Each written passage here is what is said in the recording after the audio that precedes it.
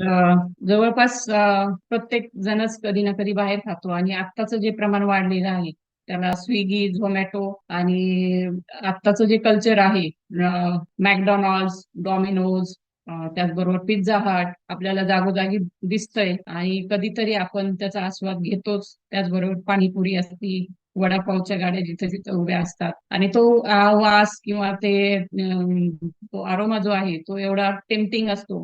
कधीतरी ती आपल्याला टेस्ट करावीच वाटते आणि कधीतरी करायला हरकत नाही, पण नेहमी नेहमी जर आपण रेस्टॉरंटचं खायला लागलो किंवा गाडीवरचा वडापाव वगैरे खायला लागलो, बाहेरचं आपण जंक फूड खायला लागलो, तर त्याचे आपल्या आरोग्यावर काय परिणाम होतात आणि घरचं खाणं का महत्वाचं आहे, तर याच्यावरचा आज टॉपिक असेल आपला power of home cooked food. म्हणजे घरी जे अन्न आपण शिजवतो, घरी बनवलेल्या अन्नाची शक्ती, असा आपला आजचा विषय आहे.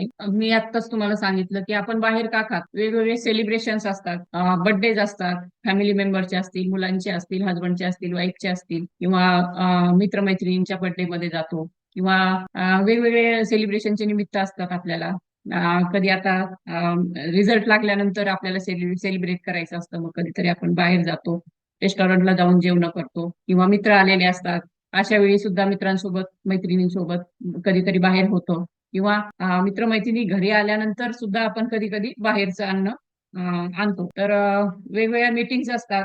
आत्ताच जसं सविता मॅमनी सांगितलं की मीटिंगला गेल्यानंतर वडापाव वगैरे कंपल्सरी खायचोच आम्ही आवडीनं. शॉपिंगला गेलो आपण, शॉपिंगच्या तिथे गेल्यावर आता मोठे मोठे जे मॉल्स आहेत, तर तिथं हमखास डॉमिनोज किंवा पिझ्झा हट असे वेगवेगळे ऑप्शन्स आपल्याला दिसतात आणि ते बघितल्यानंतर, बाहेरूनच बघितल्यानंतर आपल्याला असं वाटतं अरे आपण जाऊन खायला पाहिजे. ट्रॅव्हलिंग असेल, जेव्हा आपल्याला ट्रॅव्हलिंग करावं लागतं तेव्हा सुद्धा बऱ्याच वेळा बाहेर खाणं होतं. पूर्वी जेव्हा ट्रॅव्हल करायचो आपण, एक आपल्या लहानपणी असेल, एक 20 वर्षाच्या अगोदरच्या काळामध्ये, तर सोबत आपली भाजी पोळी असायची. किती दिवसभराचा जरी ट्रॅव्हल असेल किंवा 4 दिवसाचा जरी ट्रॅव्हल असेल तरी सोबत आपलं खायचं असायचं. 4 दिवसाचं, जास्त दिवसाचं ट्रॅव्हल्स असेल तर सोबत दशम्या वगैरे असायच्या की जे अन्नपदार्थ 2-3 दिवसापर्यंत टिकतील असे अन्नपदार्थ आपण घरी बनवलेले घेऊन जायचो. परंतु आता काय झालंय की एक 4 तासाचा प्रवास जरी करायचा झाला आपल्याला तरी आपण मध्येच कुठेतरी गाडी थांबून नाश्ता करतो. नाश्त्यामध्ये आपले ऑप्शन्स काय असतात, आत्ताच हे शेअर केलं तसं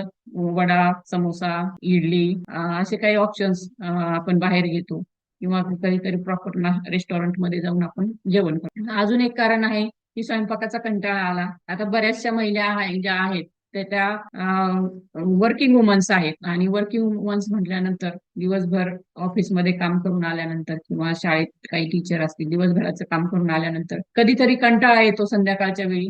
मग अशा वेळी बाहेरून एखादी भाजी वगैरे ऑर्डर केली जाते किंवा बाहेर जाऊन खाल्लं जातं. हेही एक कारण आहे की स्वयंपाकाचा कंटाळा आला किंवा थकवा आला म्हणूनही आपण कधी कधी, आपल्याला तो एक सोपा ऑप्शन दिसतो की बाहेरून आपण काहीतरी ऑर्डर. आणि स्विगी आणि झोमॅटो हे ऑप्शन्स आता असे झालेले आहेत की मुलं सुद्धा थोडासा कंटाळा आला किंवा घरचं काही आवडलं नाही आईने बनवलेलं की लगेच स्विगीवर, ऍपवर जाऊन बाहेर ऑर्डर करतात. 5 मिनिटामध्ये स्विगीवाला किंवा झोमॅटोवाला 5 मिनिटामध्ये घरी आपल्या ते अन्न पदार्थ पोहोचवतो. तर हेही एक कारण झालेलं आहे की आपलं बाहेरचं जे खाणं आहे ते प्रचंड प्रमाणात वाढलं. आता त्यांना बाहेरचं खाणं मिळतंय आपल्याला अगदी सोप्या पद्धतीने. आपली जी गरज आहे ती पूर्ण होतीये. अगदी टेस्टी फूड असतं. पण मग का का अवॉइड करायचं, तर त्याची खूप सारी कारणं आहेत, पण 4 मेन कारणं मी तुम्हाला इथे सांगणार आहे की का बाहेरचं खाणं आपण टाळायचंय. तर पहिलं जे आहे कारण, तर फूड अडल्ट्रेशन म्हणजे त्याच्यामध्ये भेसळ असते. बरेचसे फूड जे आहेत त्यामध्ये भेसळ असते. त्यामुळं बाहेरचं खाणं टाळायचंय. दुसरं म्हणजे त्यामध्ये प्रिझर्वेटिव्ह आणि कलर्स ऍड केलेले असतात आकर्षक दिसण्यासाठी आणि ते टिकवण्यासाठी प्रिझर्वेटिव्ह असतात. तिसरं आहे आरोग्याविषयीचे धोके त्यामधून बरेच निर्माण होतात. तर ते तिसरं कारण आहे. आणि चौथं जे कारण आहे तर चेन रेस्टॉरंट जे निर्माण झाले आहे, तर ते चेन रेस्टॉरंट त्या चेन प्रमाणेच आपल्या आरोग्यामध्ये सुद्धा चेन ऑफ हेल्थ डिसिजेस निर्माण करत आहे. या 4 कारणांमुळे आपण ते टाळायचे. वन बाय वन आपण ते डिटेलमध्ये बघूया. आता फूड अडल्ट्रेशन म्हणजे भेसळ कशी होते त्याच्यामध्ये किंवा ते का सदोष आहे बाहेरचं खाणं, त्यामध्ये काय काय कशामुळे ते खायचं नाही. तर जे बाहेरचं जे रेस्टॉरंटमध्ये, अगदी 5 स्टार रेस्टॉरंटमध्ये सुद्धा जा तुम्ही, तिथं सुद्धा तुम्हाला अगदी प्रॉपर क्वालिटीचं अन्न मिळणार नाही. भलेही तिथं टेस्ट आपल्याला चांगली मिळेल, छान सुवास असेल, छान सजवलेले असतील, परंतु त्याच्यामध्ये त्याची जी मॅन्युफॅक्चरिंग कॉस्ट कमी करण्यासाठी त्याच्यामध्ये जे वापरलेले पदार्थ आहेत तर ते हलक्या क्वालिटीचे असतात. आणि सगळ्यात डेंजरस म्हणजे ते जे तेल वापरतात तर ते सुद्धा कमी क्वालिटीचं असतं. त्याचबरोबर एक सर्वे झाला होता 2019 मध्ये, आणि आपल्या फूड ऍक्ट नुसारच 2006च्या फूड ऍक्ट नुसार तो सर्वे झालेला होता. गव्हर्नमेंटने सर्वे केलेला होता. 94,300 फूड सॅम्पल्स त्यांनी कलेक्ट केले होते आणि त्याचं तपासणी केली होती प्रयोगशाळेमध्ये. तर त्यातले 26,000 फूड सॅम्पल्स जे आहेत तर त्याच्यामध्ये म्हणजे काहीतरी दोष आढळले होते. त्यामध्ये भेसळ आढळून आलेली होती. म्हणजे बघा तुम्ही, 94,300 मधून 26,000 म्हणजे जवळपास 28% अन्न हे दूषित होतं. त्याचबरोबर रेस्टॉरंटमध्ये किंवा बाहेरचं जे अन्नपदार्थ आहे त्यामध्ये जे इन्ग्रेडियंट्स वापरलेले असतात तर ते कुठले इन्ग्रेडियंट्स वापरलेले असतात ते आपल्या आरोग्यासाठी चांगले आहेत का? एक तर त्याच्यामध्ये चव वाढवण्यासाठी, त्याची टेस्ट चांगली करण्यासाठी सोडियम नायट्राइट वापरलेलं असतं. आणि सोडियम नायट्राइट असं आहे की त्याचे आपल्याला हेल्थ बेनिफिट्स काहीच नाहीये, परंतु ते अति प्रमाणात जेव्हा आपण वारंवार वारंवार बाहेरचं अन्न घेऊ तर तेव्हा ते सोडियम नायट्राइट कुठंतरी आपल्याला शरीरामध्ये सूज निर्माण करतं, ऍलर्जी निर्माण करतं, ऍसिडिटी निर्माण करतं आणि वेगवेगळे त्याचे साईड इफेक्ट आपल्याला नंतर जाणवायला लागतात. आर्टिफिशियल स्वीटनर्स वापरलेले असतात, सोडियम बेन्झोएट वापरलेलं असतं, कॅरेगिनाइन वापरलेलं असतं आणि सगळ्यात कमी क्वालिटीचं म्हणजे ओमेगा 6 ज्याच्यामध्ये असतं, असं जे आपल्या शरीराला हार्मफुल असतं, कोलेस्ट्रॉल वाढवणार असतं, असं तेल तिथं वापरलेलं असतं की जे पार्शली हायड्रोजनेटेड असेल किंवा त्याच्यामध्ये ट्रान्स फॅट असतील, वेगवेगळ्या प्रकारचे फॅट्स जे आरोग्यासाठी चांगले नाही असे फॅट्स तिथं वापरलेले असतात. वेगवेगळे इन्ग्रेडियंट्स जे की आरोग्यासाठी घातक आहेत असे असे घटक तिथं वापरलेले असतात का त्याची टेस्ट वाढवण्यासाठी, त्याचं लाईफ वाढवण्यासाठी. येस. आता दुसरं जे कारण आहे तर प्रिझर्वेटिव्ह आणि कलर्स त्यामध्ये प्रचंड प्रमाणात वापरलेले असतात. आता मोनोसोडियम ग्लुटॅमेट हे कॉमन प्रिझर्वेटिव्ह आहे जे बऱ्याच अन्न पदार्थांमध्ये हॉटेलमध्ये वापरल्या जातात. आता जे काही फ्रीज फ्रोझन फूड आहेत हॉटेलमधले की जे फ्रोझन करून ते नंतर युज करतात, ते काय हॉटेलमध्ये प्रत्येक पदार्थ असा ताजा ताजा आणून तो बनवलेला जात नाही. तर तो फ्रोझन म्हणजे फ्रोझन केला जातो आणि नंतर तो वापरलेला जातो. तो फ्रोझन करण्यासाठी मोनोसोडियम ग्लुटॅमेट वापरलेला आणि याचा सुद्धा कालांतराने आपल्या आरोग्यावर हा वाईट परिणाम होत असतो. कधी कधी ओकेजनली खाल्लं इट्स ओके, परंतु वारंवार जर आपण बाहेरचं खाल्लो तर हा मोनोसोडियम ग्लुटॅमेट आपल्याला आपल्या आरोग्यासाठी चांगला नाही. त्याचबरोबर जे मीठ प्रिझर्व केलं जातं हॉटेल्समध्ये, रेस्टॉरंट्समध्ये, तर त्यामध्ये सोडियम नायट्राइट वापरलेलं असतं.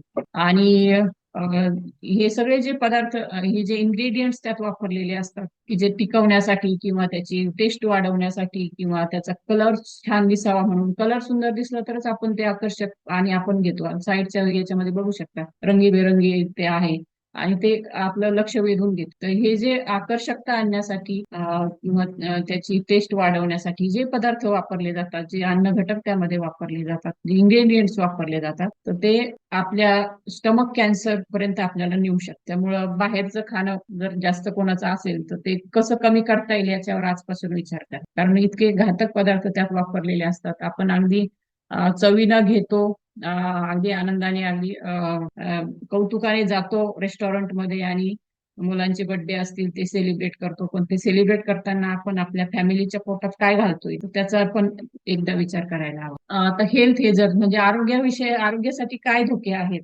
बाहेरच्या अन्न पदार्थांची. तर सगळ्यात महत्वाचं म्हणजे ते खूप टेस्टी वाटतात, आपल्याला टेस्टी लागतात, खूप सुंदर दिसतात आणि अशा वेळी मग ते ओव्हर इटिंग होत. बाहेरचे जे पदार्थ आहे, घरचं अन्न पदार्थ आणि बाहेरचं, आता मुलांना तर बाहेरचं जास्त आवडतं आणि जेव्हा बाहेरचे अन्न पदार्थ आपण खातो तेव्हा ओव्हर इटिंग जास्त होतं. त्याचबरोबर त्याच्यामध्ये मोठ्या प्रमाणामध्ये सोडियम असतं, साखर जास्त प्रमाणामध्ये असते आणि फॅटचं प्रमाण सुद्धा जास्त प्रमाणामध्ये असतं. त्याचबरोबर जेव्हा बाहेरचं खायची सवय लागते ना, ती टेस्ट किंवा तो अरोमा जेव्हा आपल्याला आकर्षित करतो तर सारखं सारखं बाहेर खाल्ल्याने आपण थोडंसं ऍडिक्ट व्हायला लागतो ते बाहेरच्या अन्न पदार्थांचं, आणि मग आपल्याला घरचे जे जेवण आहे तर ते त्याच्यामधला आपला जो इंटरेस्ट आहे तो कमी होतो. घरचं गोड लागत नाही आपल्याला, बाहेरचंच खावं असं वाटतं. तर तुम्ही बघू शकता की मुलं कधीतरी एकदा पिझ्झा मागवला की नंतर नंतर पुन्हा वारंवार वारंवार वारंवार ते त्याची मागणी करायला लागतात. किंवा कुठलाही पदार्थ की जो बाहेरचा मुलांना आवडतो, किंवा आपल्याही बाबतीत आपण म्हणू शकतो की एकदा ते बाहेरचं खायची सवय लागली की मग घरचं अन्न पदार्थाची आपल्याला टेस्ट लागत नाही, किंवा त्यातला जो इंटरेस्ट आहे तो चालला जातो. त्याचबरोबर सॅच्युरेटेड फॅटचं प्रमाण जास्त असतं, कोलेस्ट्रॉल जास्त प्रमाणामध्ये असतं, आणि कार्ब सुद्धा जास्त असतात. हे सगळे जे आहे सॅच्युरेटेड फॅट, कोलेस्ट्रॉल, कार्ब, हे काय काय आपल्याला कशाचं निमंत्रण देतात? तर हार्ट डिसिजेस. जेव्हा फॅट वाढतं शरीरातलं, कोलेस्ट्रॉल वाढतं, आणि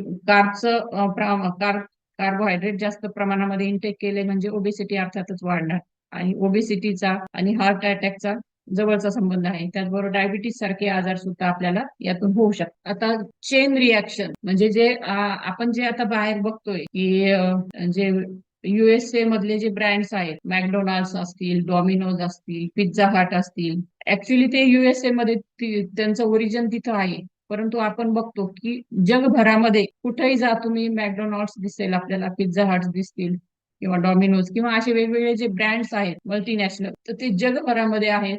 जगभरामध्ये त्यांची टेस्ट सुद्धा सेम लागते, आणि ते जगभरामधले त्यांना ग्राहक मिळत आहे, आणि त्यांची संख्या जी आहे ती प्रचंड प्रमाणात वाढत आहे. तर हे जे आहे यांचं एवढी चेन का निर्माण झाली, किंवा का लोक एवढ्या प्रमाणात त्यांच्या प्रेमात पडले या अन्न पदार्थांचे? तर त्याचं कारण आहे की आताचं जे जीवन आहे आपलं प्रचंड धावपळीचं आहे, आणि मग छानसा ऑप्शन आपल्याला काय भेटतो? जवळच कुठेतरी मॅकडॉनल्ड्स कुठेतरी रस्त्याने जाताना दिसतं, किंवा डॉमिनोज दिसतं, पिझ्झा हट दिसतात. मग अशा वेळी एक पटकन मिळणारा आपल्याला ऑप्शन तो आहे, आणि टेस्टी लागतो, परंतु आपण हेल्थचा विचार करत नाही.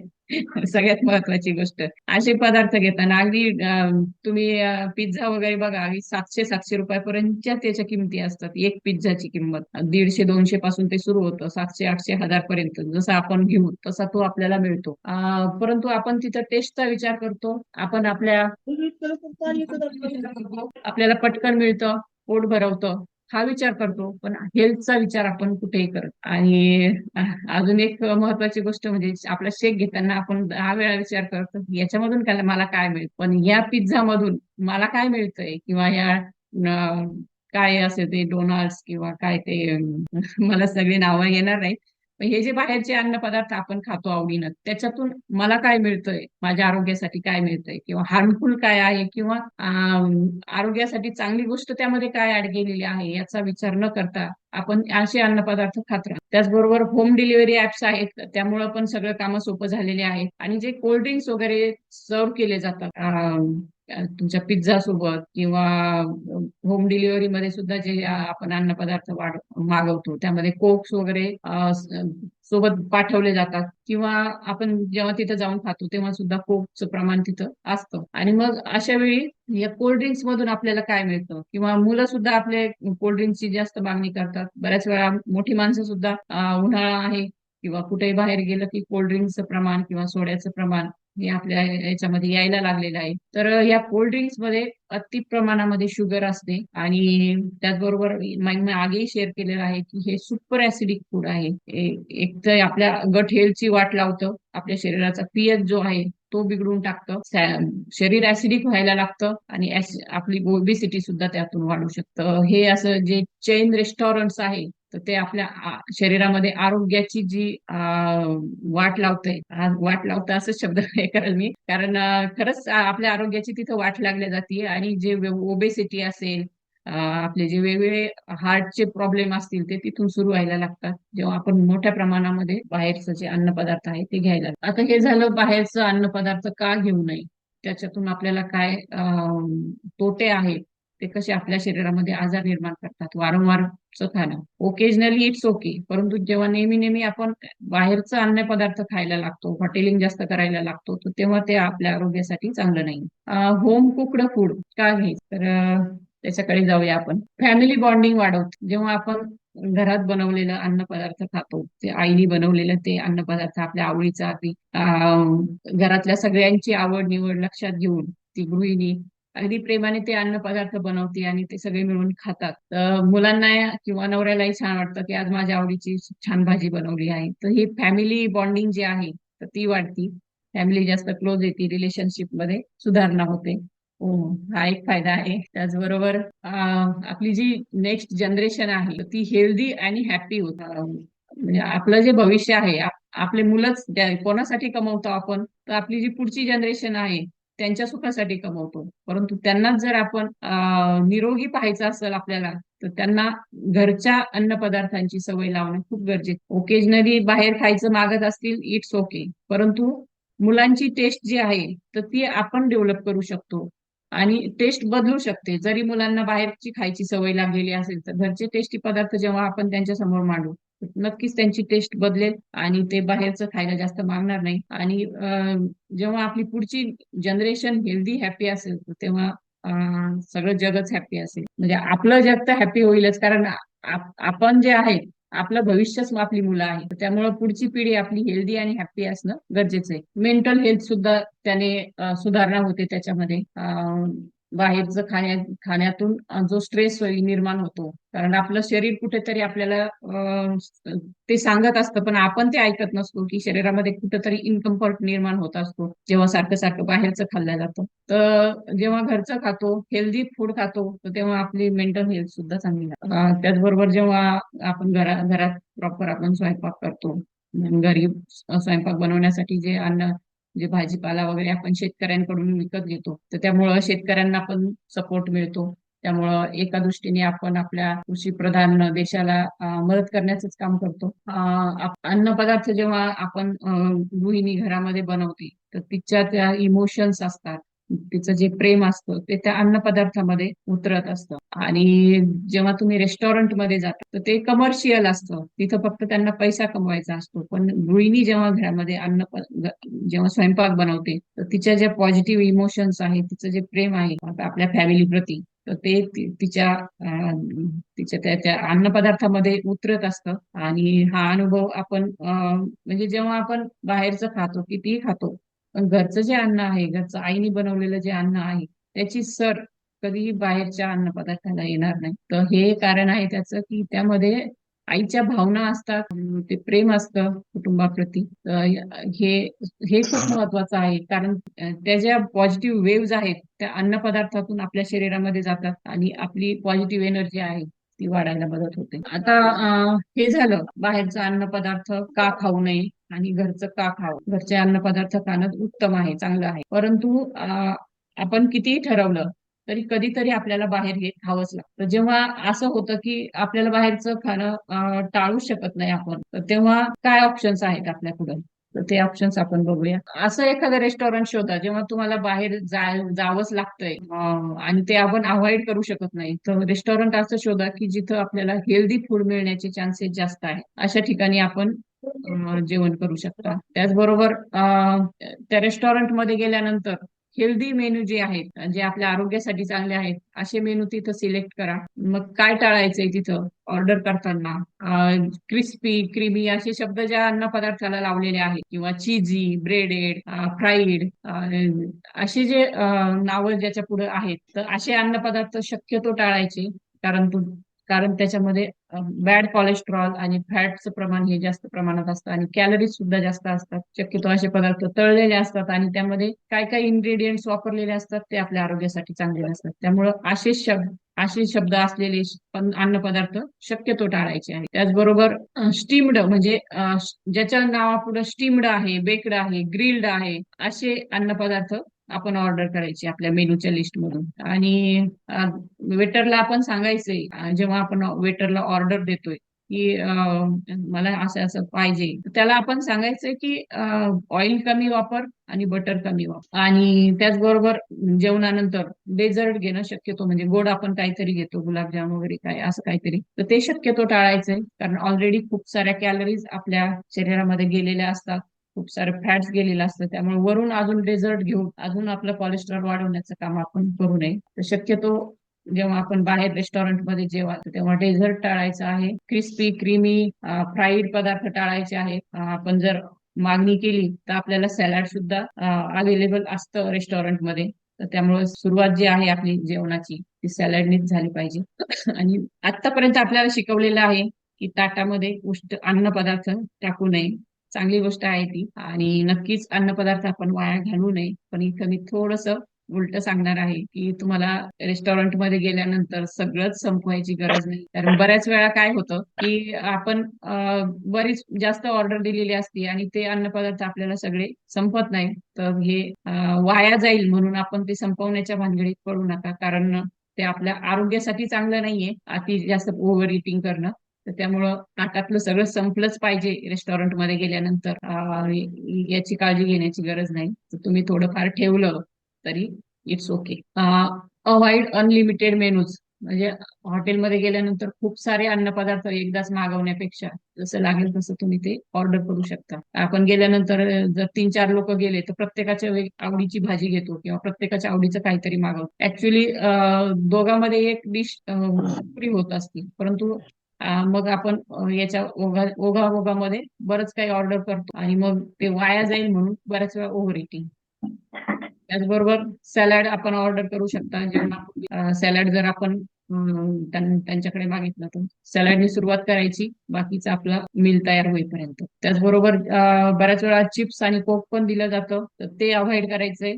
त्यांना सांगायचंय मला नको. त्याचबरोबर फंक्शन मध्ये जाताना, आता लग्न समारंभात जायचंय किंवा कुठल्या एखाद्या पार्टीमध्ये जायचंय, रिसेप्शन मध्ये जायचंय, तर आपण तिथं जेवण अवॉइड करू शकत नाही, कारण ते काय म्हणतील असा प्रश्न असतो ना. तर अशा वेळी काय करायचं, घरून एक मिनी मिल खाऊन जायचं. घरून थोडंसं काहीतरी खाऊन जायचं, सॅलड खायचं किंवा काहीतरी खायचं हेल्दी असेल ते. आणि त्यानंतर आपण तेव्हा जेव्हा इव्हेंट मध्ये जाऊ तर तेव्हा मग तिथलं जे ओव्हर इटिंग होणार नाही. त्यामुळे घरी थोडंसं सॅलड वगैरे काहीतरी खाऊन जायचं की जेणेकरून कार्यक्रमामध्ये गेल्यानंतर ओव्हर इटिंग होणार नाही आणि अनहेल्दी पदार्थ जास्त खाल्ले जाणार. त्याचबरोबर ट्रॅव्हलिंग करताना आपल्या सोबत आपण fruits, dry fruits, salad, sprouts असे पदार्थ कॅरी करू शकतो. हेल्दी स्नॅक्स आपण कॅरी करू शकतो की ज्यामुळे आपल्याला बाहेरचं अनहेल्दी खाण्याची वेळ येणार नाही. आता मी 3 ते 4 दिवस अहमदाबादला गेले होते, तर माझ्यासोबत सगळे मी फ्रुट्स, ड्राय फ्रुट्स वगैरे कॅरी केलेले होते आणि मला आपला हर्बल लाईफचा शेक सुद्धा मी सोबत ठेवलेला होता की जो ज्यामुळे मला हॉटेलला कधी खायची गरज पडली नाही.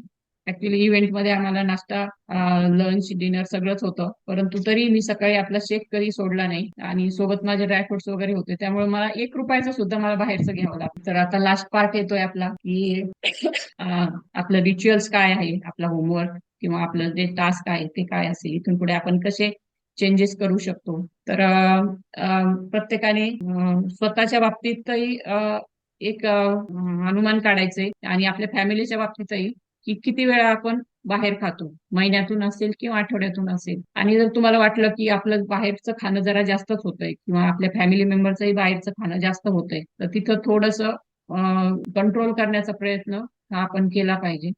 त्याचबरोबर रेस्टॉरंटमध्ये गेल्यानंतर जे हेल्दी ऑप्शन्स आहेत तर ते आपण चूज केले पाहिजे. तर हेच आजचं रिच्युअल आहे आणि थँक्यू सो मच